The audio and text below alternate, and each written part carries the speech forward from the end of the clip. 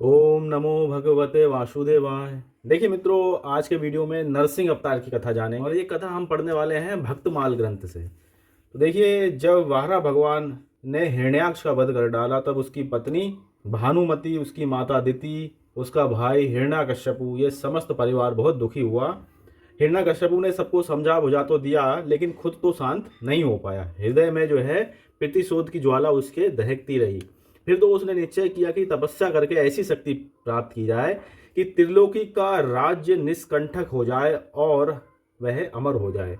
निश्चय कर लेने पर हिरण्याकश्यपु ने मंध्याचल की घाटी में जाकर ऐसा घोर तप किया कि जिससे देवलोक भी तृप्त हो गया। देवताओं की प्रार्थना पर ब्रह्मा जी ने जाकर उससे अमृतत्व छोड़कर अन्य कोई भी मनचाहा वर प्राप्त करने के लिए कहा। उसने कहा कि मैं चाहता हूं आपके बनाए हुए किसी भी प्राणी से उसकी मृत्यु ना हो।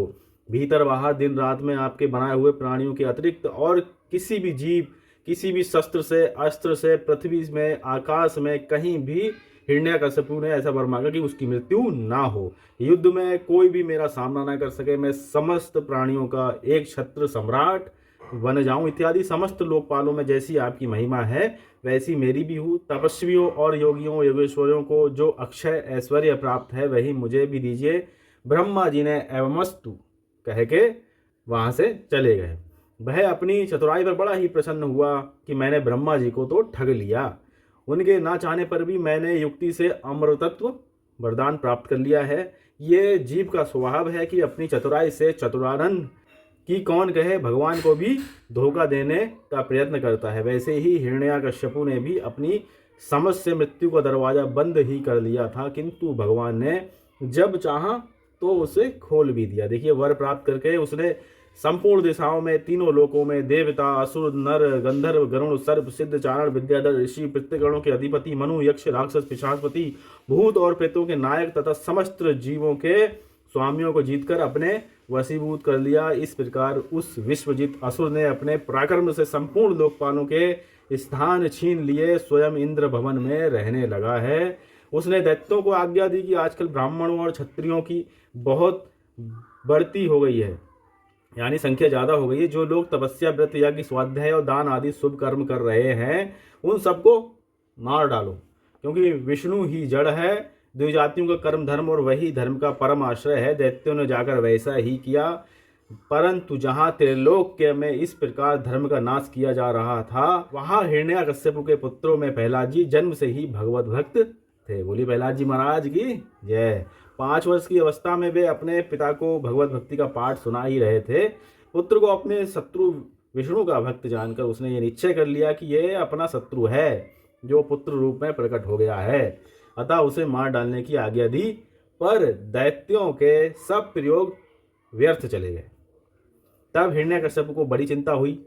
उसने उन्हें बड़े बड़े मतवाले हाथियों से कुचलवाया, विषधर सर्पों से डसवाया, कृत्या राक्षसी उत्पन्न कराई, प्रहलाद जी को खा लें, पहाड़ों से नीचे गिरवाया, संबकासुर से अनेकों प्रकार की माया का प्रयोग करवाया, विष दिलाया, दहकती आग में प्रवेश कराया, समुद्र में डुबाए इत्यादि अनेक उपाय करे, पर प्रहलाद जी का कुछ नहीं हुआ।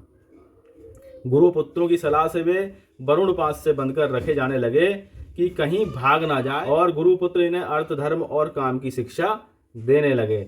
छुट्टी के समय प्रहलाद जी ने सम्यक असुर बालकों को भगवत भक्ति का स्वरूप बताया, जिसे सुनकर वह सहपाठी असुर बालक भगवान नाम में निष्ठ हो गए, यानी भगवान निष्ठ हो गए। ये देखकर पुरोहित ने जाकर सब हाल हिरण्याकश्यपु को सुनाया। अब हिरण्याकश्यपु सुनते ही क्रोध से थरथराने लगा और प्रहलाद जी को अपने हाथ से मार डालने का उसने निश्चय कर लिया।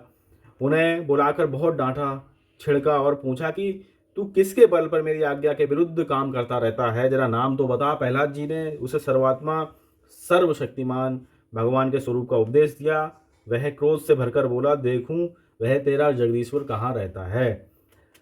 प्रहलाद जी बोले, अच्छा क्या कहा, वह सर्वत्र है। हिरण्याकश्यपु बोला, तो क्या इस खंबे में भी है?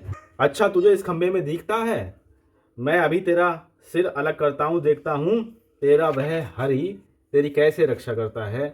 वह मेरे सामने आए तो सही। इत्यादि कहते कहते वह जब क्रोध को संभाल न सका तब सिंहासन से खड़ग लिए कूद पड़ा और प्रहलाद जी से ये कहते ही कि वह खंबे में भी हैं, उसने बड़े जोर से उस खंबे में एक घूंसा मारा। उसी समय खंबे से एक बड़ा भारी शोर हुआ।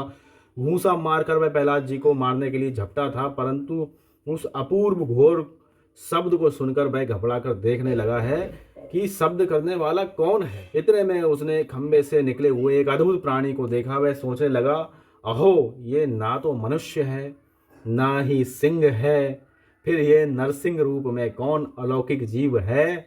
वह इस उधेड़ धुन में लगा ही हुआ था कि उसके बिल्कुल सामने नरसिंह भगवान प्रकट हो जाते हैं। भगवान उससे बड़ी देर तक खिलवाड़ करते रहे। अंत में संध्या समय उन्होंने बड़े उच्च स्वर से प्रचंड भयंकर अट्टहास किया, जिससे उसकी आंखें बंद हो गईं। उसी समय झटपट भगवान ने उसे पकड़कर राजसभा द्वार की ड्योरी पर ले जाकर अपनी जंघाओं में गिराकर अपने नखों से उसके पेट को चीर डाला।